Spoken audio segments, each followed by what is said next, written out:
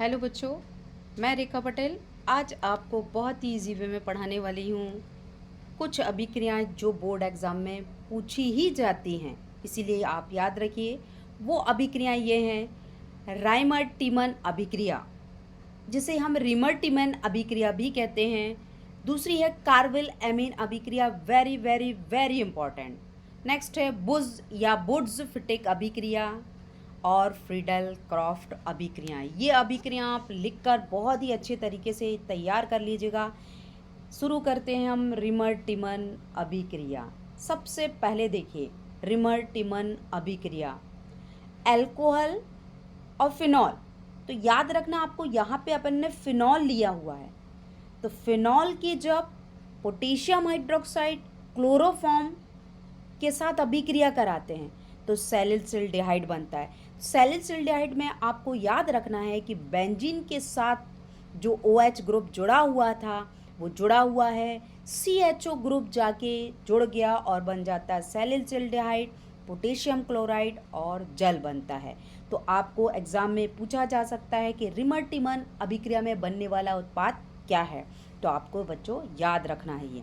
अगला है carpal amine अभिक्रिया। आपको देखिए कार्बल एमीन अभिक्रिया या तो आप एनिलीन के भी साथ बता सकते हैं या एथिल एमीन के साथ भी बता सकते हैं। कोई एक रिएक्शन ही आवश्यक है, जरूरी नहीं कि दोनों रिएक्शन लिखी जाए। मैं आपको दोनों रिएक्शन पढ़ा रही हूँ।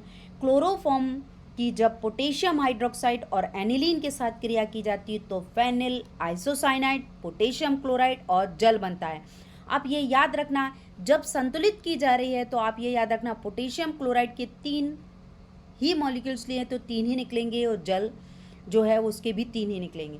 अब अगली है जो क्लोरोफॉर्म, पोटेशियम हाइड्रोक्साइड और एथिल एमीन, ये आपस में क्रिया करते हैं तो एथिल आइसोसाइनाइड, पोटेशियम क्लोराइड व जल बनता है।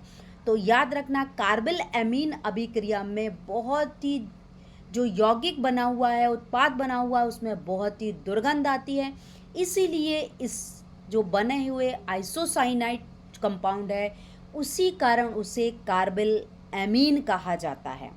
अब नेक्स्ट अभिक्रिया जो है हम पढ़ रहे हैं बुड्स फिटिक अभिक्रिया। बुड्स फिटिक अभिक्रिया में क्या होता है, जब बेंजिल ब्रोमाइड की क्रिया मेथिल ब्रोमाइड और सोडियम से शुष्क ईथर की उपस्थिति में की जाती है तब टालवेन बनता है और सोडियम ब्रोमाइड बनता है।